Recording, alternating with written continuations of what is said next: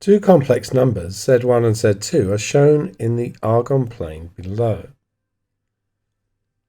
So if we count the rays here, we've got 1, 2, 3, 4, 5, 6 in a quadrant. That means that each ray must be pi by 12. Then that makes this one pi by 6, pi by 4, pi by 3, and 5 pi by 12, like so. So this one here is going to be pi by 6 up from here. And therefore, going around this way is 5 pi by 6. So Z1 is going to be, we can see it's on the 2 circle. So the modulus is 2. So it's 2 cis 5 pi by 6. We're now asked to put that into exact Cartesian form. So Z1 is going to be 2 cos 5 pi by 6 plus 2I sine 5 pi by 6. Now obviously you have the calculator, so you don't need to know your standard values, but if you know your standard values, you'll know that cos of 5 pi by 6 is negative root 3 on 2. And so this would be negative root 3. And that sine of pi by 6 is a half.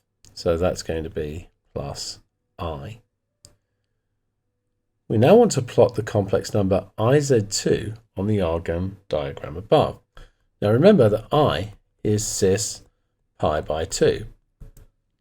So multiplying by I is going to rotate pi by 2 radians anti-clockwise. So Z2 is just here on our diagram. Pi by 2 anti-clockwise would be here. So this is I, Z2. Now the final part here. A sketch of the locus of a complex number Z is shown below. The upper boundary of the locus is part of a circle centered at Z equals I. So we can see that just here on the diagram. Write equations or inequalities in terms of Z without using x is re Z or y equals mz for the indicated locus. So we can see that we'd be inside that circle. So mod of Z minus I, the distance of Z from the point I, we can see from here that the radius is 2. So that's going to be less than or equal to 2. And then here and here, it seems to be cut off by rays. We know that the angle of this one was pi by 6, and the angle of this one was 5 pi by 6.